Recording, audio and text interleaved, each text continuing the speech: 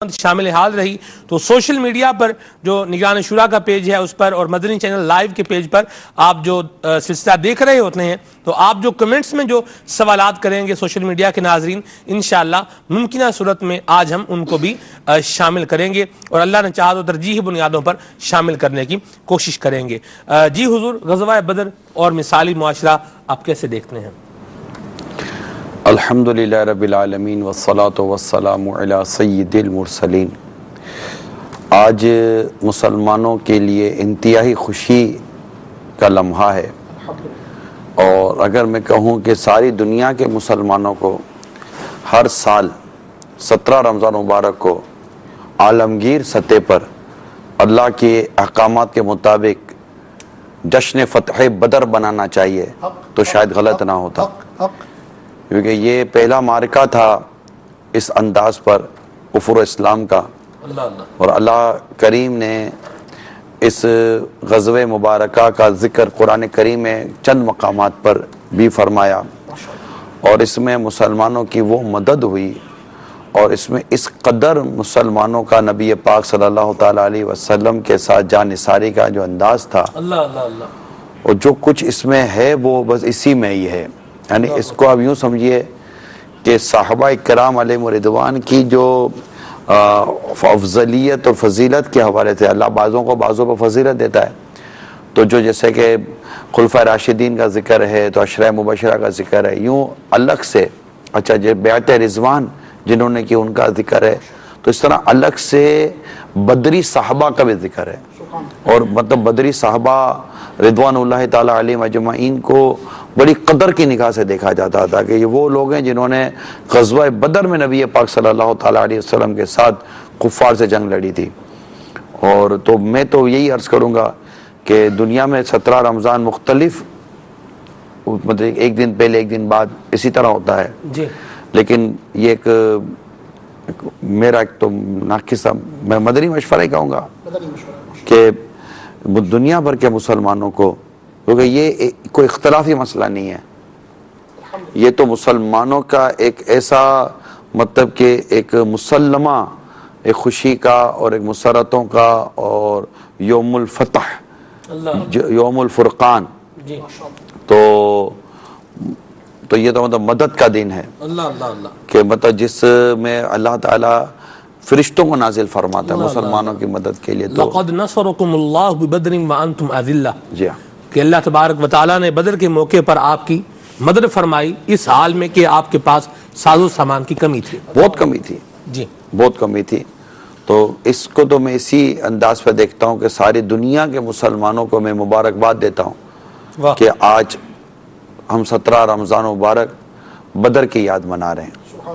آپ سب کو مبارک ہو کہ اللہ کریم نے 17 رمضان مبارک 2 سینہ ہجری کو اپنے پیارے حبیب صلی اللہ تعالیٰ علیہ وآلہ وسلم اور آپ کے جان نثار صحابہ کرام علیہ رضوان کو کفار بد اتوار پر وہ فتح و نصرت عطا فرمائی کہ جس کی خوشی آج تک ہم محسوس کر رہے ہیں اور جس کی 30 آج تک کفار محسوس کرتے ہوں گے۔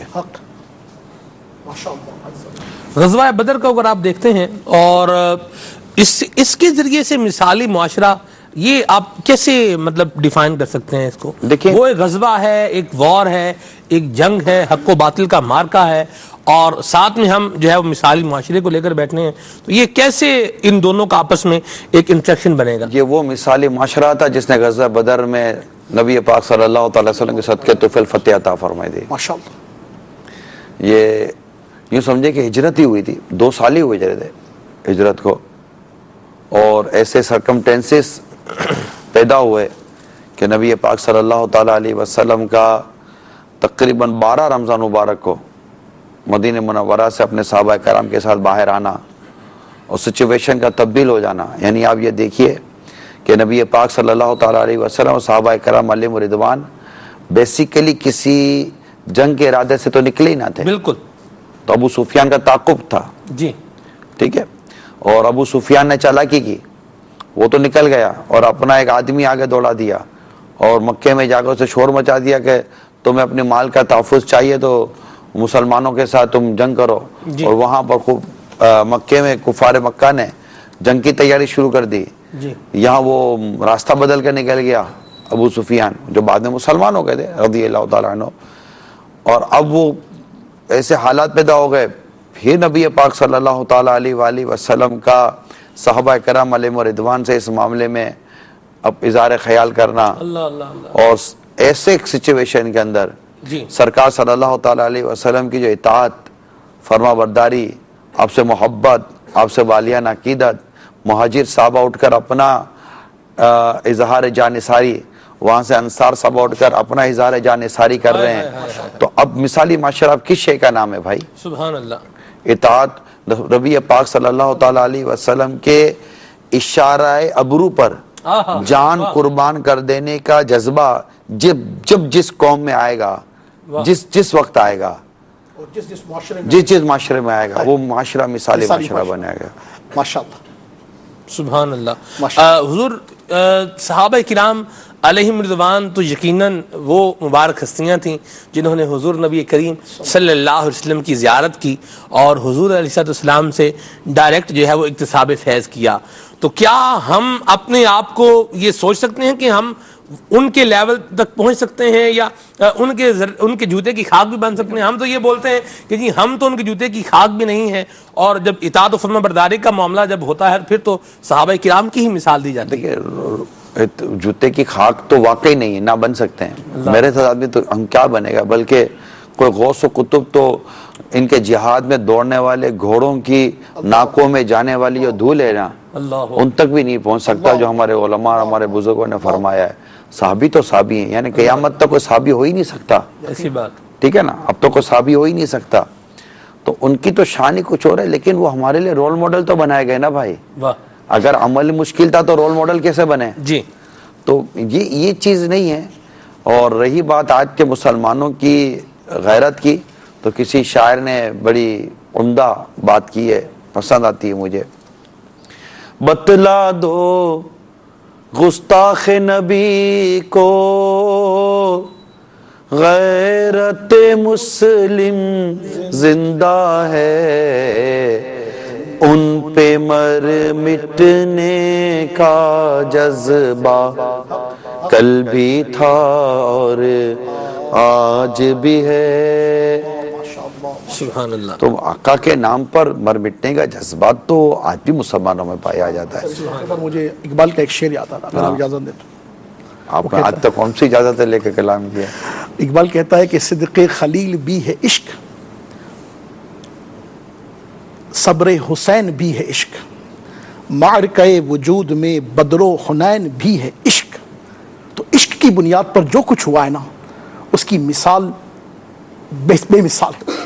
ٹھیک ہے، یہاں حضور جب ہم دیکھتے ہیں غزوہ بدر کے سرکمسٹانسز کو دیکھتے ہیں تو نبی کریم صلی اللہ تعالی علیہ وآلہ وسلم کا صحابہ کرام علیہم رضوان سے کہنا اشیر علیہ ایھا الناس، کہ مجھے مشورہ دیجئے کہ کیا کرنا چاہیے، یہ انداز حضور علیہ السلام کا، حضور وہ کہ جن کے صدقے میں اللہ تبارک و تعالیٰ نے کائنات کو بنایا، حضور وہ جو محبوب رب العالمین ہیں، حضور وہ جن سے محبت کرنے والوں کے لیے جنت کی بشارت ہے، حضور وہ جو اللہ تبارک و تعالیٰ تک اس کے بندوں کو جو ہے وہ پہنچا رہے ہیں، اللہ تعالیٰ کا پیغام اس کے بندوں تک پہنچا رہے ہیں، بندوں کو رب سے ملا رہے ہیں، اور حضور علیہ السلام کا ایسا مرتبہ ہے، ایسا مقام ہے جو حضور کے علاوہ کسی اور کا ہو ہی نہیں سکتا۔ وہ خدا نے ہے مرتبہ تجھ کو دیا، نہ کسی کو ملے نہ کسی کو ملا۔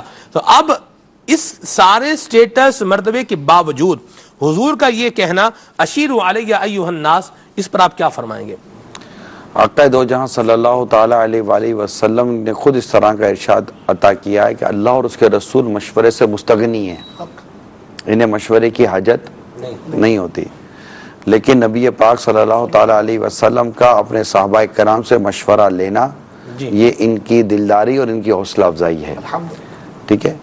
اور قرآن کریم میں بھی آقا دو جہاں صلی اللہ تعالیٰ علیہ وسلم کو مشورے کے بارے میں ارشاد فرمایا گیا وَشَاوِرْهُمْ فِي الْأَمْرِ، ٹھیک ہے، تو کاموں میں وَأَمْرُهُمْ شُورَىٰ بَيْنَهُمْ، وہ الگ ہے کہ ان کے کام باہمی مشورے سے ہونے کا۔ جی تو نبی پاک صلی اللہ تعالیٰ علیہ وآلہ وسلم کی یہ سیرت مبارکہ کا بڑا خوبصورت پہلو ہے کہ آپ اپنے صحابہ کرام علیہ رضوان سے مشاورت فرمایا کرتے تھے، مشورہ، پھر ان کے مشورے کی آپ ان کے مشورے کو اہمیت بھی دیتے تھے.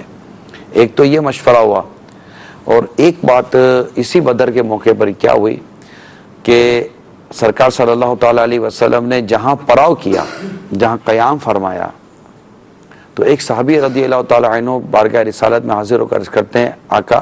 اب صحابہ کرام کی مدنی سوچ اور گفتگو کا خوبصورت انداز ملاحظہ کریں آپ، کہ عرض کرتے ہیں یا رسول اللہ صلی اللہ علیہ وسلم، جہاں جو آپ نے قیام فرمایا، پڑاؤ کیا، یہ اللہ کے حکم سے ہے یا کوئی جنگی تدابیر ہیں؟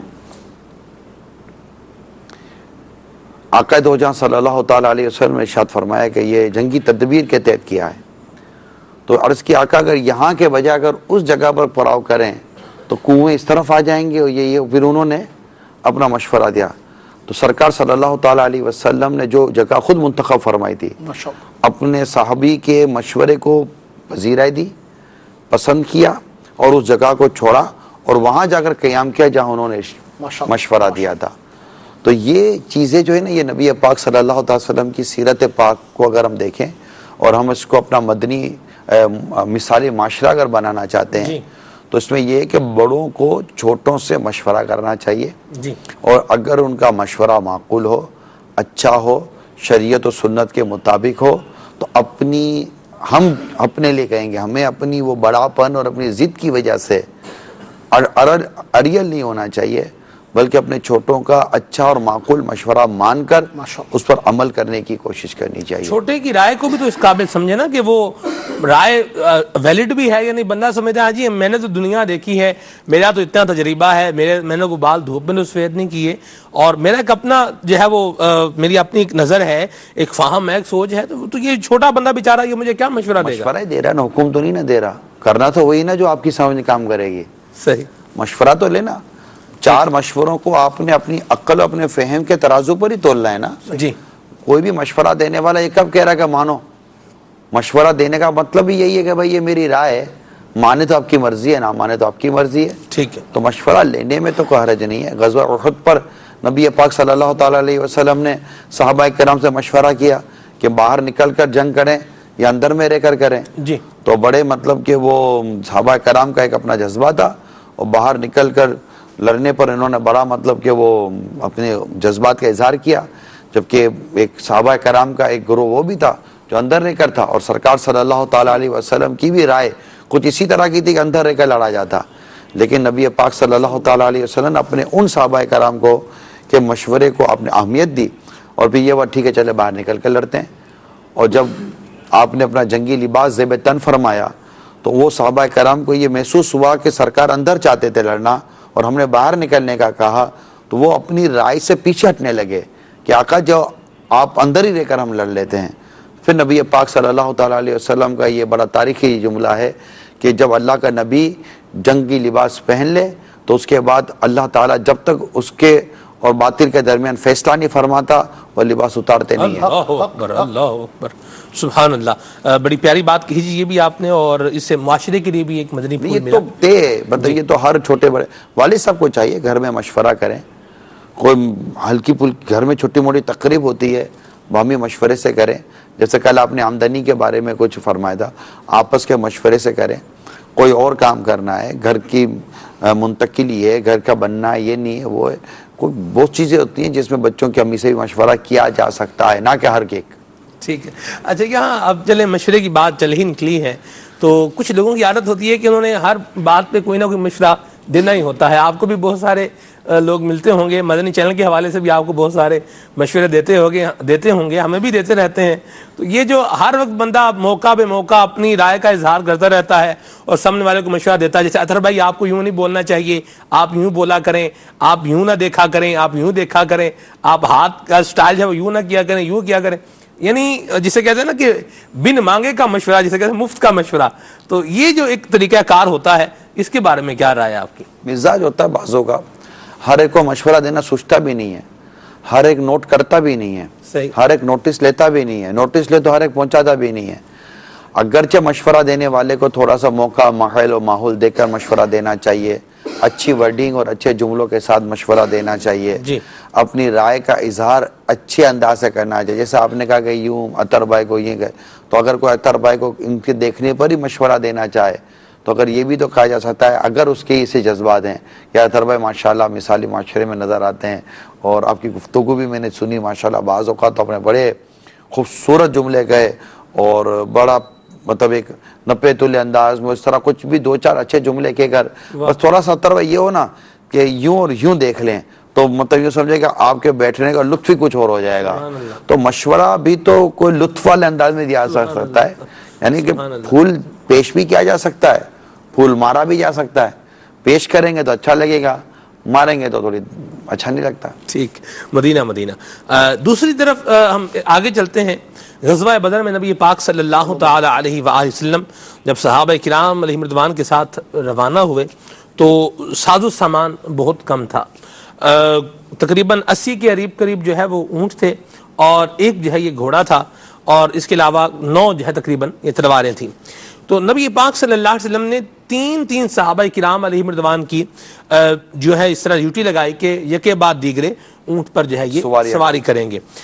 پیارے آقا صلی اللہ علیہ وسلم کے ساتھ بھی 2 صحابہ کرام علیہ رضوان کی جو ہے وہ تھی. تو نبی کریم صلی اللہ علیہ وسلم جب نیچے تشریف لاتے تو صحابہ کرام علیہ رضوان عرض کرتے یا رسول اللہ صلی اللہ علیہ وسلم آپ جو ہے آپ سواری کیجئے، آپ سوار رہیے. نبی پاک صلی اللہ علیہ وسلم نے اس وقت ارشاد فرمایا، حضور علیہ الصلوۃ والسلام نے ارشاد فرمایا کہ نہ تو تم دونوں مجھ سے زیادہ طاقتور ہو اور نہ میں ثواب میں تم دونوں سے زیادہ بے نیاز ہوں.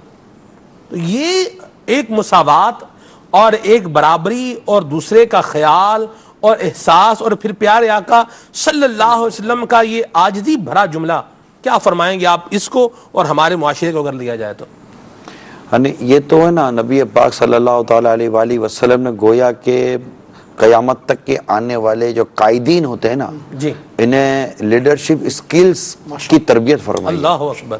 کہ اگر تم کوئی قائد واقعی بننا چاہتے ہو، جیسے غزوہ خندق میں نبی پاک صلی اللہ تعالیٰ علیہ وسلم نے صحابہ کرام علیہ رضوان کے ساتھ مل کر خندق کے کھودنے میں حصہ لیا تھا، اور اشعار پڑھے جاتے تھے، اور نبی پاک صلی اللہ تعالیٰ علیہ وسلم ان کی حوصلہ افزائی فرمایا کرتے تھے، ان کے ساتھ آواز میں آواز ملایا کرتے تھے. اور وہ صحابہ کرام علیہ رضوان نبی پاک صلی اللہ تعالیٰ علیہ وسلم کو اس حال میں دیکھتے تھے کہ آقا دو جہاں صلی اللہ تعالیٰ علیہ وسلم ہمارے ساتھ مل کر یہ کام کر رہے ہیں، تو ان کے تو کام کرنے کے انداز ہی بدل جاتے تھے.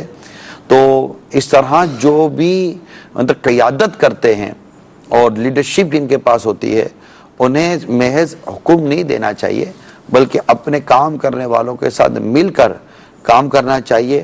اور ایک ان کو اس بات کا آپ احساس دلائیں کہ اگر آپ بھی کام کر رہے ہیں تو میں بھی آپ کے ساتھ کام کر رہا ہوں.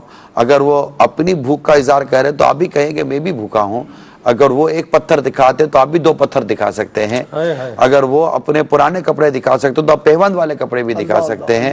تو وہ اگر اپنا جاگنا بتا سکتے تو آپ بھی بتا سکتے ہیں کہ میں بھی آپ کے ساتھ جاگ رہا ہوں. تو جو آپ کے ساتھ کام کرتے ہیں نا، وہ حقیقتاً آپ سے محبت کرتے ہیں. یہ یاد رکھیے گا. یعنی لوگوں کے پاس بہت سارے ذریعے ہوتے ہیں کچھ نہ کچھ کام کرنے کے، مگر جو آپ کے کوس کو، آپ کی شخصیت کو منتخب کرتے ہیں، انہوں نے آپ کو پسند کیا ہے. آپ کے کوس کو پسند کیا، آپ کے مقصد کو پسند کیا، آپ کے نظریے کو پسند کیا، اور اس کام میں کرنے کے لیے آپ کی شخصیت اور آپ کی سوچ کو انہوں نے فالو کرنے کی کوشش کی. اب جب وہ آپ کے ساتھ کام کریں گے تو وہ اپنی پوری ایک سمجھے گا لگن کے ساتھ آپ کی طرف بڑھے ہیں. اب جب وہ آپ کی شخصیت میں تحکمانہ انداز دیکھیں گے، حاکمانہ انداز دیکھیں گے، اور خائی نہ خائی کا افسری والا انداز دیکھیں گے، اور مطلب کہ صرف حکم کرنے والا انداز دیکھیں گے، اور وہ دیکھیں گے یار یہ خود تو قربانی دیتا نہیں ہے، یہ خود تو سفر کرتا نہیں ہے، یہ خود تو آتا جاتا نہیں ہے، اس کو تو مطلب کہ وہ تر چیزیں چاہیے اور ہم کو خشکی کی طرف لاتا ہے. تو ان کے دلوں میں آپ کے لیے وہ بھلے جذبات نہیں آئیں گے، پھر وہ دوسری طرف مائل ہو جائیں گے. لیکن جب وہ یہ دیکھیں گے کہ ہم سے زیادہ کام کرتے ہیں، ہم سے زیادہ محنت کرتے ہیں، ہم سے زیادہ یہ کوشش کرتے ہیں، ہم سے زیادہ یہ تگ و دو کرتے ہیں، اور ہمارے ساتھ مل کر یہ کوششیں کرتے رہتے ہیں، تو آپ 2 قدم چلیں، آپ کے ساتھ کام کرنے والے 2 کلومیٹر چلیں گے انشاءاللہ. کیونکہ میرے سنت بڑی پیاری بات ارشاد فرمائے تھے یہاں پر اپنے بڑے نگران و ذمہ داروں کو فرماتے تھے کہ آپ دوڑیں گے یہ چلیں گے، آپ چلیں گے یہ ٹھہریں گے، آپ ٹھہریں گے یہ بیٹھیں گے، آپ بیٹھیں گے تو یہ لیٹ جائیں گے۔ تو آپ کا دوڑنا ضروری ہے۔ جو ذمہ دار اور نگران اور جس کے ہاتھ میں قیادت یا لیڈرشپ ہوتی ہے، مطلب آگے رہتے ہیں نا، وہ ان کا دوڑنا، انجن جتنی تیزی سے دوڑتا ہے نا، واہ بوگیاں اتنی تیزی سے چلتی ہیں، کیا بات، انجن پر ڈیپینڈ کرتا ہے۔ تو جو بھی لیڈرشپ ہوتی ہے اس کو اس بات کا خیال رکھنا چاہیے۔ مدینہ مدینہ بڑی بڑی پیاری بات کہی، اور پھر اس میں دیکھیں اسلام کا کیسا حسن بھی ہے کہ مساوات بھی ہے، برابری بھی ہے۔ پیارے آقا صلی اللہ علیہ وسلم امام الانبیاء ہو کر اپنے صحابہ کرام علیہم رضوان پر شفقت جو ہے وہ فرما رہے ہیں، تو اسلام کے اس حسن کے بارے میں آپ کیا کہیں گے؟ صحابہ کرام نے وہ کیا جو ان کو کرنا چاہیے۔ اللہ اور اللہ، سرکار صلی اللہ تعالیٰ علیہ وسلم نے رہتی دنیا کے لیے، اپنی امت کے لیے اللہ، اپنے کردار سے تعلیم ارشاد فرمائی۔ سبحان اللہ سبحان اللہ سبحان اللہ۔ بڑے پیارے مدنی پھول بیان ہو رہے ہیں۔ صحابہ کرام اور نبی پاک صلی اللہ علیہ وسلم کے اس انداز کو کہ سرکار صلی اللہ تعالیٰ علیہ وسلم کا کئی جگہوں پر درگزر ثابت ہے، جی مگر جہاں پر آقا درگزر کر رہے ہیں وہاں صحابہ کرام کا انداز کچھ اور ہے۔ صحابہ کرام کی کیفیت اور ہو جاتی ہے۔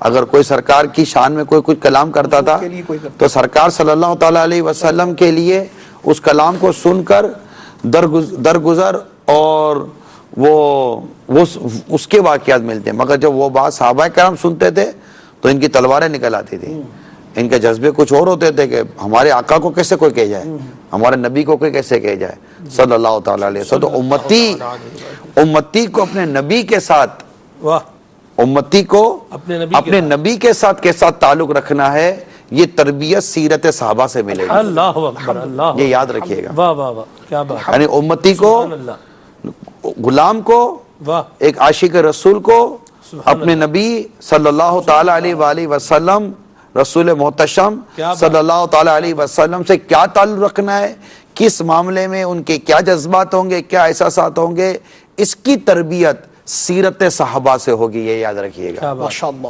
ماشاءاللہ ماشاءاللہ، بہت گہری بات ارشاد فرمائی، ہاں، اللہ کرے یہ بات سمجھ میں آ بہت جائے۔ گہری بات ارشاد فرمائی۔ مدینہ مدینہ، اللہ آپ کو مزید برکتیں عطا فرمائے۔ ہم موضوع پر بھی انشاءاللہ رہیں گے، اور سید عائشہ صدیقہ طیبہ طاہرہ ام المؤمنین رضی اللہ تعالی عنہ کا ذکر خیر بھی کرنا ہے، کچھ ناظرین کی کوز کو شامل کرتے ہیں، پھر انشاءاللہ آگے بھی چلتے ہیں۔ جی چلتے رہیں گے آپ کے ساتھ۔ السلام علیکم ورحمۃ اللہ وبرکاتہ۔ وعلیکم السلام ورحمۃ اللہ وبرکاتہ۔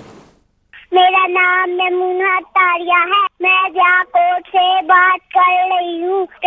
پیارے نگراں شورا، آپ کو یوم بدر بہت بہت مبارک ہو۔ میرا آپ کی بارگاہ میں یہ سوال ہے کہ جب جنگ بدر والے دن تمام صحابہ نے روزہ رکھا تھا یا نہیں، اس بارے میں کچھ مدنی پھول ارشاد فرما دیجیے۔ السلام علیکم ورحمۃ اللہ وبرکاتہ۔ وعلیکم السلام ورحمۃ اللہ وبرکاتہ۔ آپ کو مبارک ہو۔ سوال سمجھ میں نہیں آیا۔ روزہ رکھا تھا صحابہ کرام نے یا نہیں رکھا تھا، یہ سوال ہے۔ روزے کا تو نہیں پتا، میرا خیال ہے شاید 2 سن ہجری روزے فرض ہو گئے تھے، یاد نہیں ہے۔ نہیں، روزے کی فرضیت کس سن ہجری، 6 سن ہجری میں کب ہے، یا 2 سن ہجری میں؟ مجھے نہیں پتا کہ روزے رکھے تھے یا نہیں رکھے تھے، اس معاملے میں میری معلومات نہیں ہے، نہ میں اس کو پتا نہیں، یہ دیکھنا پڑے گا، دیکھنا اچھی بات ہے، یہ مجھے چیک کر کے بتا دیں کہ ماہ رمضان کے روزے کس سن ہجری میں فرض ہوئے۔ ٹھیک ہے جی، مزید۔ السلام علیکم ورحمۃ اللہ وبرکاتہ۔ وعلیکم السلام ورحمۃ اللہ وبرکاتہ۔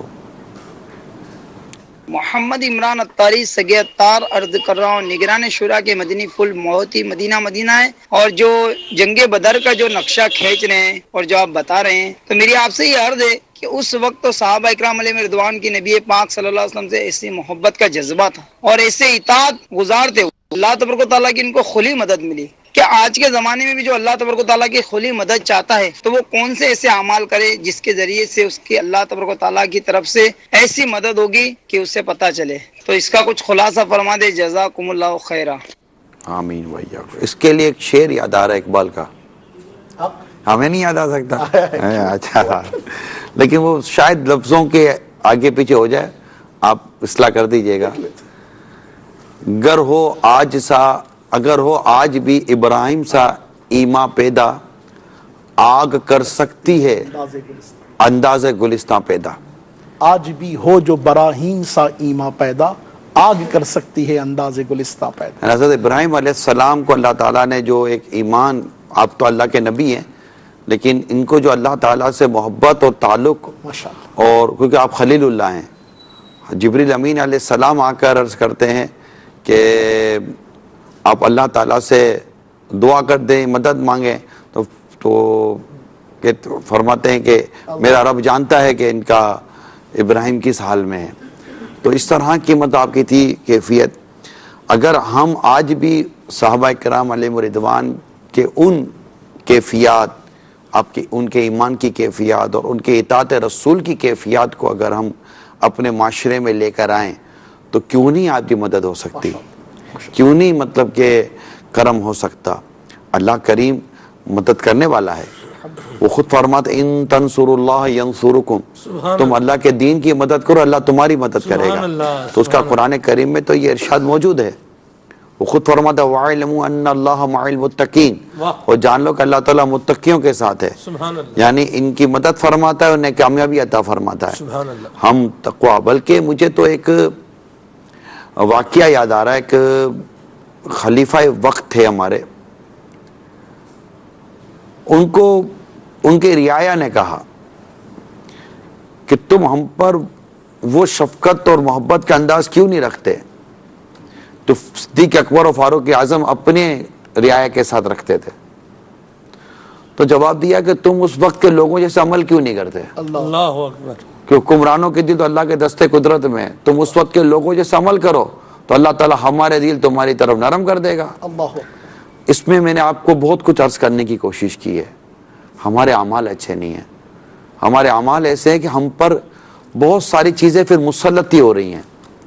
کیا کیا دنیا میں اگر عالمگیری سطح پر, انٹرنیشنل سطح پر دیکھا جائے تو آج مسلمانوں پر کیا کچھ مسلط نہیں ہے. بے عملی کی وجہ سے, تاریخ کہتی ہے بے عملی کی وجہ سے چنگیزیت مسلط ہوئی تھی, تاتاریت مسلط ہوئی تھی, اور اس وقت کے مسلمان اتنے خوفزدہ تھے ان لوگوں سے, ان کے ظلم و ستم سے, کہ اگر کوئی چنگیزی آتا اور اس کے پاس خنجر نہ ہوتا تو مسلمان کو کہتا یہاں رک جانا نہیں. وہ جا کر خنجر لاتا, مسلمان میں اتنی طاقت اور اتنی ہمت نہیں تھی کہ وہ وہاں سے نکل جاتا. خوف و دہشت کے وہیں کھڑا ہوتا, وہ آ کر اس کو مسلمان کو وہ شہید کر دیتے تھے. یعنی میں نے خود کئی سیرتیں پڑھی ہیں, میں نے اسلام کا ایک اچھا خاصا حصہ بعض کتابوں میں نے پڑھا ہے. میں اس کا خلاصہ عرض کر رہا ہوں. جب جب مسلمانوں میں بے عملی, بے شرمی, بے حیائی اور اللہ اور اس کے رسول کی نافرمانی نے عروج پکڑا, مسلمانوں پر ایسی ایسی چیزیں مسلط ہوئی ہیں, ایسی ایسی چیزیں مسلط ہوئی ہیں, الامان والحفیظ. آج اگر ہم دنیا بھر کا جائزہ لیں, ہم یوم بدر منا رہے ہیں, ہم یاد بدر منا رہے ہیں, ہم بزرگوں کی اور ہمارے صحابہ کرام کی سیرتوں پر تذکرے کر رہے ہیں. ہمارے اپنے کردار کو ذرا آئینے کے سامنے کھڑا رکھ کر دیکھیں کہ کیا میں ان قربانی دینے والوں کی قربانیوں کو کیا اپنے کردار کے ذریعے خراج تحسین پیش کر رہا ہوں, یا صرف لفظوں کے ذریعے خراج تحسین پیش کر رہا ہوں. آج اسلام و دین کو, یعنی نبی پاک صلی اللہ تعالی علیہ وسلم کا اس بدر کے موقع پر اللہ کے حضور یہ دعا کرنا, مولا, اور اس کا خلاصہ یہ, مولا اگر یہ مٹھی بھر بندے اگر یہ ختم ہو گئے تو زمین پہ تیرا نام کون لے گا, تیرا نام لینے والا کوئی نہیں ہوگا. اس طرح کا نبی پاک کا کوئی دعا یا کلام تھا کہ اللہ کے حضور دعا کرتے رہے کہ ان کی مدد ہو. اور وہ کیفیت تھی نبی پاک صلی اللہ تعالی علیہ وسلم کی دعا میں کہ آپ کے شانہ مبارک سے چادر مبارک ڈھلک کر نیچے تشریف لے آئی, اور صدیق اکبر رضی اللہ تعالیٰ عنہ نے وہ چادر اٹھا کر نبی پاک پر دوبارہ اڑائی اور چمٹ گئے, آقا اب بس بھی کیجئے, اب بس بھی کیجئے, اب بس بھی کیجئے. وہ کیفیت تھی. کیا ہم صرف اپنے لفظوں کے ذریعے ان کو خراج تحسین پیش کریں گے, اپنے لفظوں کے ذریعے صرف واقعے کو بیان کر کے ہی ایک تعریف کر دیں گے, کہ اپنے کردار اور ایک عزم کے ساتھ کہ جس دین اسلام کی سربلندی، جس توحید کی دعوت اور جس عشق رسول کی دعوت کے لیے اللہ کے پیارے حبیب اور صحابہ کرام نے قربانیاں دی، ان کے سامنے ان کے خاندان والے تھے۔ آپ نے غزوہ بدر کو کیا جانا؟ غزوہ بدر ایک ایسا معرکہ تھا کہ صحابہ کرام علیہم رضوان کے سامنے ان کے خاندان کے لوگ تھے جو مقابلے کے لیے آئے تھے، اور وہ بالکل صحابہ کرام عزم کیے ہوئے تھے کہ جو اللہ اور اس کے رسول کا دشمن ہے اس سے ہم صفحہ ہستی سے مٹا دیں گے۔ اور ایسے واقعات اب نبی پاک صلی اللہ تعالیٰ علیہ وسلم کی تدبیر اپنی جگہ پر تھی، آپ کی حکمت عملیاں 100 کروڑ مرحبا، مگر صحابہ کرام کے جذبے بھی 100 کروڑ مرحبا تھے۔ تو ان تمام تر چیزوں کو سمجھیں کہ اللہ اور اس کے رسول کے نام کے آگے، ان کے مقام کے آگے، ان کی عظمتوں کے آگے کسی کی کوئی اہمیت نہیں ہے۔ اور ہم عملی طور پر جس دین کی سربلندی کے لیے غزوہ احد ہوئے، غزوہ بدر ہوئے، غزوہ خندق ہوئے، صحابہ کرام کی شہید ہوئے، اور کیا کچھ نہیں ہوا، دندان مبارک شہید ہوئے سرکار دو جہاں صلی اللہ علیہ وسلم کے، آپ کا رخسار مبارک شہید ہوئے، خون نکلا آپ کا۔ تو آج مسلمان ان قربانیوں کو صرف لفظوں کے ذریعے بیان کرے گا، ٹھیک ہے، یہ بھی اچھی بات ہے، کم از کم ہم اپنی تاریخ یاد تو رکھتے ہیں، کریں، ذکر کریں، اچھے سے اچھا ذکر کریں، اپنے بچوں کو بتائیں، اپنی نسلوں کو بتائیں، لیکن آج کوئی عزم بھی تو کریں، اتنا ہی عزم کریں کہ سرکار صلی اللہ تعالی وسلم کی دین کی سربلندی کے لیے جان کی، مال کی، ہر طرح کی قربانی دینے کے لیے کبھی پیچھے نہیں ہٹیں گے، انشاءاللہ، اور نمازوں کی پابندی کریں گے، عبادت کریں گے، مساجد کو آباد کریں گے، اور اللہ اس کے رسول کی نافرمانی نہیں کریں گے۔ مدینہ ماشاءاللہ، بڑے پیارے جواب آپ نے ارشاد فرمائے ہیں اور بڑے اچھے مدنی پھول دیے ہیں۔ یہاں ایک انداز ہم دیکھتے ہیں بدر شریف کے حوالے سے ہی کہ بچوں کا جذبہ بھی دید نہیں تھا، یعنی جو بچے تھے ان کا بھی ایک جذبہ تھا کہ ہم بھی اس مبارک عمل کے اندر شامل ہو جائیں، اور اس کے لیے جو ہے وہ انداز اپنائے گئے، اور مطلب کشتی بھی آپس میں کہا گیا جی کشتی کروا لیں، ایک جو تھے وہ شامل ہو گئے، جو چھوٹے تھے انہوں نے کہا جی میں ان سے طاقتور ہوں، کشتی کروائیں، آپس میں کہا آپ تو شامل ہو ہی گئے ہیں، آپ کشتی میں جو ہے وہ ہار جائیے گا، میں بھی اس جو ہے مبارک کام میں شامل ہو جاؤں گا۔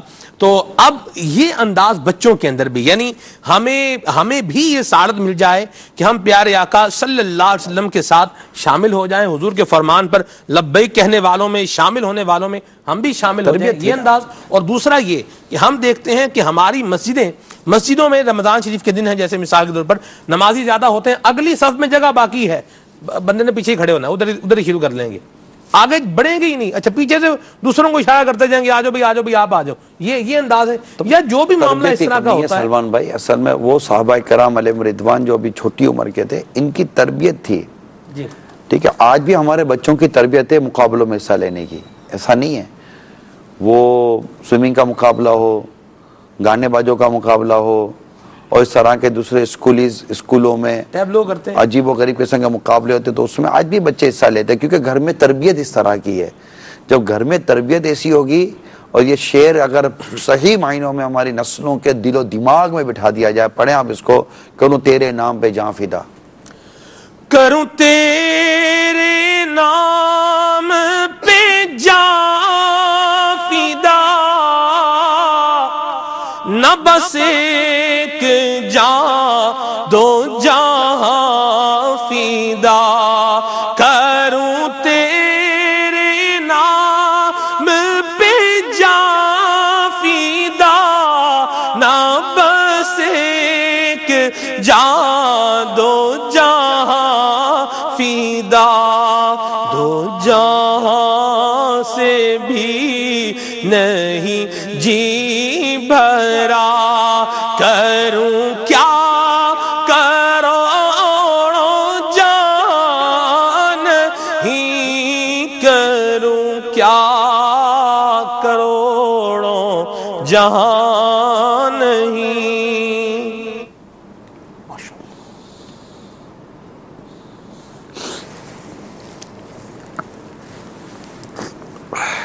تو جب ہم اپنے بچوں میں یہ جذبہ انڈیلیں گے نا کہ ہمیں دین کے لیے، اسلام کے لیے کس کس طرح اپنے آپ کو پیش کرنا ہے، ان حضرت سیدنا معاذ اور حضرت سیدنا معوذ رضی اللہ تعالی عنہما، ان دونوں کا جذبہ تھا. ان دونوں کا جذبہ صرف یہ نہیں تھا کہ ہم غزوے میں شرکت کرتے ہیں، یہ وہ عاشقوں کے امام ہیں دونوں، کہ جنہوں نے یہ کہا چچا یہ بتاؤ ابو جہل کہاں ہیں. یعنی ان کو یہ پتا تھا کہ ایک ایسا کافر ہے جو سرکار کی شان میں زیادہ ہرزہ سرائی کرتا ہے، زیادہ تکلیف دیتا ہے. انہوں نے خالی یہ نہیں کیا، انہوں نے جا کر پوچھا چچا یہ بتاؤ ابو جہل کہاں ہیں. انہوں نے مطلب کہ کافروں کے اس وقت کا جو سب سے بڑا لیڈر تھا اور جو ان کا سرغنہ تھا اس کا پتہ پوچھا. یہ دو ننھے منھے شہزادے یہ عاشقوں کے امام ہیں. نبی پاک پر آج تک جان قربان کرنے والے جو آج اس نسلوں میں آتے ہیں یہ ان کے امام ہیں. انہوں نے وہ کام کر کے دکھایا اور انہوں نے اشارہ کیا کہ وہ ہے. انہوں نے برق رفتاری کے ساتھ سوچا نہیں ہمارا کیا ہوگا، اس کو وہیں ڈھیر کر کے قتل کر دیا، ختم کر دیا وہیں. اور آ کر مطلب کہ اب یہ ہو رہا ہے کہ کس کی تلوار سے وہ قتل ہوا. اللہ اکبر. اور اس پر سرکار صلی اللہ تعالی وسلم کو خوش ہونا اور آقا کا سجدہ شکر ادا کرنا کہ اتنا بڑا مطلب کہ کافر یہ گیا. تو اس مطلب یہ ذلت کی موت مارا نا کہ اتنی مطلب کہ وہ ایکڑیاں کھانے والا اور اتنی کرو فر والا اور ایسا مطلب کہ وہ تان کر چلنے والے کو اللہ تعالیٰ نے کسی بہت بڑے ایک مطلب کہ طاقتور جن کی طاقت کا لوہا مانا جاتا صحابہ کرام میں، ان کے ہاتھ سے اللہ تعالیٰ نے اس کو قتل نہیں کروایا. دو ننھے شہزادوں، دو ننھے صحابہ کرام کے ہاتھوں وہ ذلیل و خوار ہو کر مرا ہے. اللہ اکبر. یہ تو مطلب امام ہے ہمارے حضرت معاذ اور حضرت معوذ رضی اللہ تعالی عنہما. تو یہ تو مطلب بدر کی تو بات ہی کچھ اور ہے نا، بات ہی کچھ اور ہے. یعنی آپ سوچو کہ آدمی کو ایسے موقع پر کیا کبھی اونگ آتی ہے؟ آپ سوچے یار، دشمن پوری تیاری کے ساتھ سامنے ہے اور یہاں صحابہ کرام سامان کم، تعداد کم، تلواریں کم اور جنگ کے لیے نکلے بھی نہیں تھے. اللہ تعالیٰ کی مدد جو ہے نا، مدد اس میں ایک مدد یہ تھی کہ رب کریم نے اس اہم ترین لمحے میں صحابہ کرام پر اونگ ڈال دی. اللہ اکبر. ایک ہلکی سی نیند ہوتی ہے نا جب انسان بڑا پرسکون ہوتا ہے نا، جب انسان جب پرسکون ہوتا ہے نا تو اسے بڑی خوبصورت ہلکی سی نیند آ جاتی ہے. کبھی ایسا تجربہ ہوا ہو کسی کے ساتھ، ہلکے سے سو کر اٹھتے ہیں ایسا لگتا ہے جیسے کہ بہت ساری نیند ہو گئی ہے. یہ میرے ساتھ چند دفعہ ہوا ہے، اس لیے مجھے تھوڑا سا اس کا احساس ہے. یعنی بالکل تھکن کے مارے کہیں پہنچے، اب اجتماع ہے، بیان ہے، اس طرح ایک ہلکی سی جیسے کہ وہ لگ گئی آنکھ، اٹھے تو ایسا لگا جیسے کہ بہت ساری نیند کر لی ہے، تھکن اتر گئی ہے. تو ایسے موقع پر اللہ کریم نے ان جان نثار صحابہ کرام علیہ رضوان پر ایسی اونگ ڈال دی، ہلکی سی نیند، کہ جس سے جب یہ بیدار ہوئے تو یہ بالکل وہ جیسے نیند ہو گئے، شاش ہو گئے. ایک تو یہ مدد، ایک فرشتوں کی مدد، اور تیسری جو مدد تھی اللہ ایسی مدد. یہ مدد ہے مسلمانوں، یہ مدد آج بھی ہو سکتی ہے، ہمارا کردار اچھا ہو جائے، آج بھی ہو سکتی ہے. یعنی مسلمان کو جس جگہ پر پڑاؤ ملا نا صحابہ کرام کو، وہاں زمین دھس رہی تھی، ریتی دھس رہی تھی، پاؤں دھس جاتے تھے. یہ بڑا عجیب تھا کہ کیسے لڑیں گے.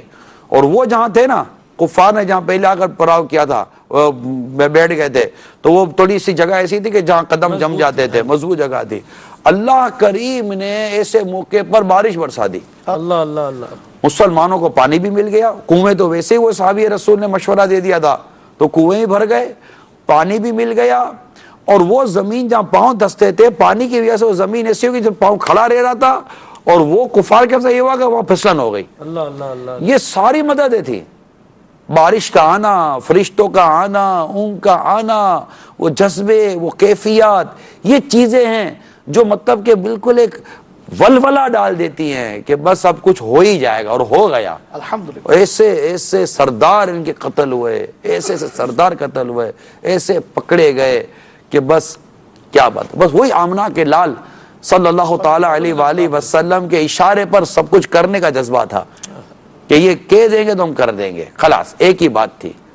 اور ایسے موقع پر سب سے طاقتور صحابی، سب سے بہادر صحابی کون پتہ ہے؟ صدیق اکبر صدیق اکبر رضی اللہ تعالی عنہ، کیونکہ آپ ایک ایسے مقام پر سرکار کے لیے ایک سائبان ٹائپ کی چیز قائم کی گئی تھی جہاں آقا صلی اللہ تعالی وسلم جلوہ فرماتے، اور وہ سب سے سینسیٹیو پوائنٹ تھا، سب سے حساس مقام تھا، اور وہاں کون کھڑا رہتا؟ وہاں صدیق اکبر کھڑے رہتے۔ یہ صحابہ کرام علیہم الرضوان کے اس طرح کے ارشادات ہیں، اور یہ صدیق اکبر رضی اللہ تعالی عنہ کی کمال درجے کی بہادری تھی۔ سبحان اللہ، سبحان اللہ۔ اللہ کریم ان بدر والوں پر کروڑ رحمت عطا فرمائے، ان کی قربانیوں کا، ان کے جذبوں کا، اور ان کے دین سے محبت کا، نبی پاک صلی اللہ تعالی علیہ وسلم کے محبت کا اللہ تعالی ہمیں ذرہ عطا فرما دے، فیضان عطا فرما دے۔ وہ جو یہ تو ذکر خیر ہو گیا حضور، وہ جو صفوں میں آگے نہیں بڑھتے یا کوئی بھی نیکی کا کام ہو اس میں ہوتے ہیں ہاں یار فلاں ہی کر دے، پہلے وہ ہی کر دے، ہاں ٹھیک ہے یہ کر لیں گے وہ کر لیں گے، ساری نیکیاں تو یہ تو آپ نے جو واقعہ بتایا نا جو مدنی منوں کا، یہی تو تھا کہ وہ تو اپنی جان قربان کرنے کے لیے آگے بڑھتے تھے۔ جی یہ تو نماز کے لیے بھی نہیں بڑھتے تو ان کا کیا کریں؟ نیکیوں کا شوق، نیکیوں کی حرص، نیکیوں کی لالچ اللہ نصیب کر دے، مدینہ مدینہ ہو جائے۔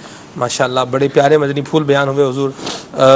آپ گھڑی کہہ رہی میرے لیے بڑا یہ جذباتی موضوع ہے غزوہ بدر۔ ماشاءاللہ اللہ آپ کو مزید برکتیں دے۔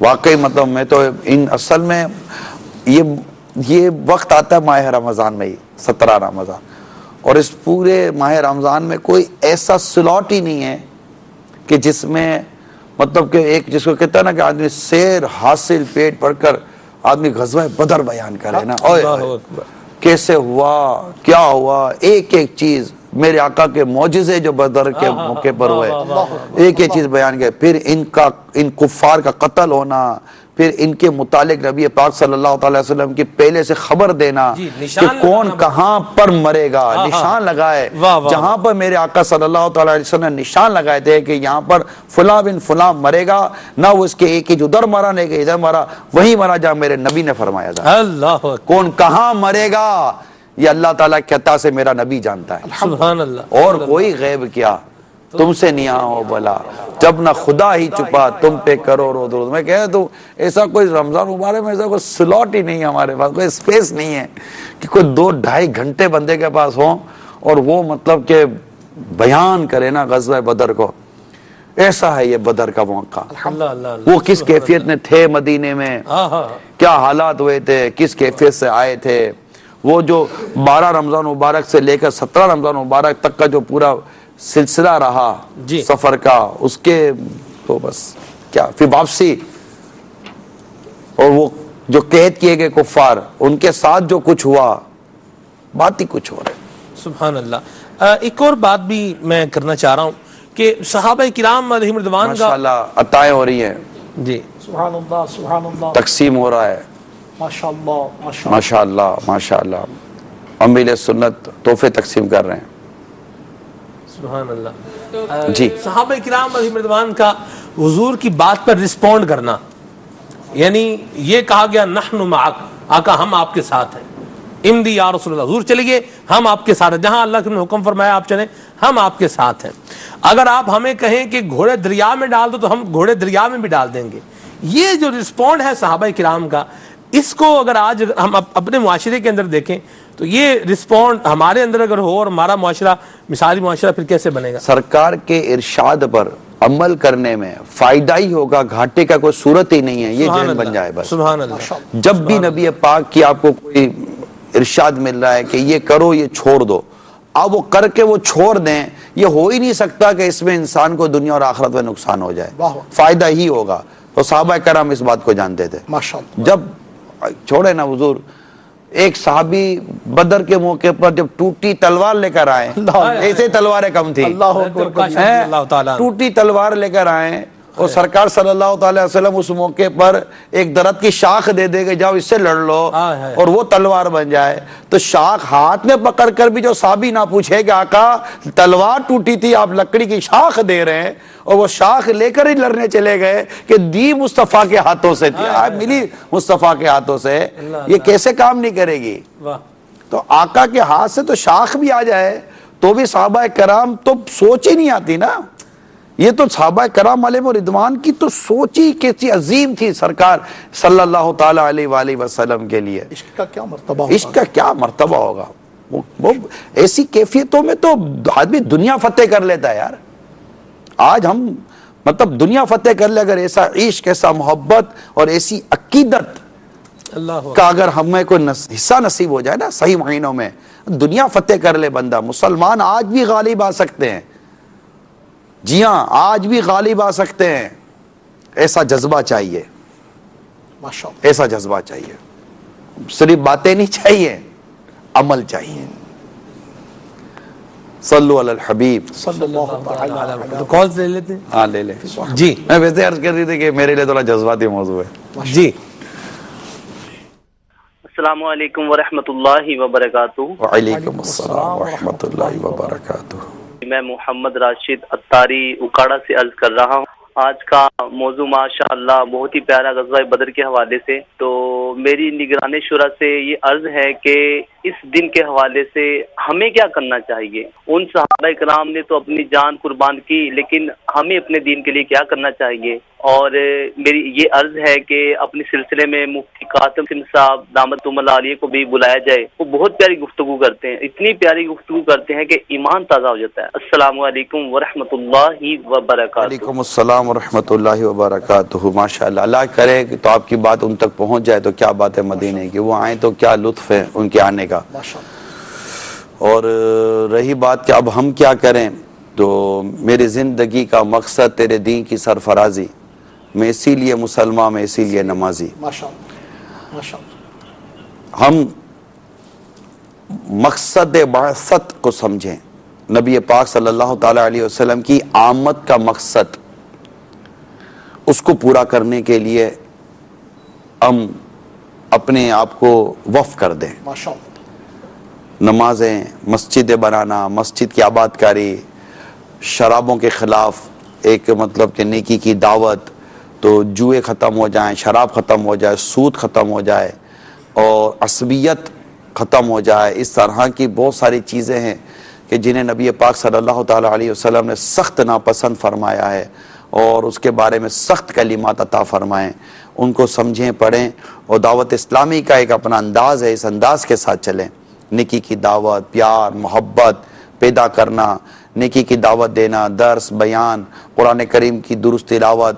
تو انشاءاللہ تعالی یہ جب عمل کا جذبہ آئے گا اور نبی پاک کے تذکرے ہوتے رہیں گے تو انشاءاللہ تعالی وہ چیزیں جو معاشرے میں برائی کی طرف لے کے جا رہی ہیں وہ دم توڑیں گی اور انشاءاللہ اچھائی کا دور دور آئے گا. سبحان اللہ. مرحبا. جی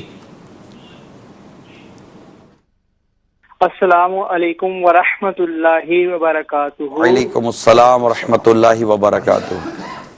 میں محمد شفیق انجم اتاری مرکز الاولیاء لاہور سے بات کر رہا ہوں. میری طرف سے تمام عالم اسلام کو غزوہ بدر میں عظیم الشان کامیابی پر مسلمانوں کو خوب خوب مبارک ہو. جس طرح اللہ تعالی نے غزوہ بدر میں مسلمانوں کی مدد فرمائی، ویسے ہی اللہ تعالی ہم سب کی مدد اور نصرت فرمائے اور تمام دنیا پر مسلمانوں کا غلبہ عطا فرمائے. اے کاش ہم عملی طور پر مثالی مسلمان بن جائیں اور مثالی مسلمان بن جائیں تو مثالی معاشرہ بھی بن جائے گا. ماشاءاللہ ماشاءاللہ. دعوت اسلامی کے عالمی مدنی مرکز فیضان مدینہ باب المدینہ کراچی میں اذان عشاء کا وقت ہو چکا ہے. آئیے اذان عشاء بھی سنتے ہیں اور امیر سنت کی زیارت بھی کرتے ہیں. رات ہے ہمارے پاس، مختلف اوقات ہیں. انشاءاللہ امی جان ام المومنین عائشہ صدیقہ رضی اللہ تعالی عنہا کا بھی ذکر خیر انشاءاللہ کریں گے. اور کل پتہ چلا کہ کل ایک تاریخ کے مطابق کہ کل فتح مکہ کی تاریخ گزری ہے. یقیناً یہ بھی ایک عظیم الشان وقت تھا کہ نبی پاک صلی اللہ تعالی علیہ وسلم جب فاتح مکہ بن کر مکہ مکرمہ میں جلوہ فرما ہوئے تو اس کے بھی ایک اپنی تاریخ ہے. کبھی موقع ملا انشاءاللہ اس پر بھی کچھ مدنی پھول لیں گے. آئیے چلتے ہیں امیل سنت کی طرف.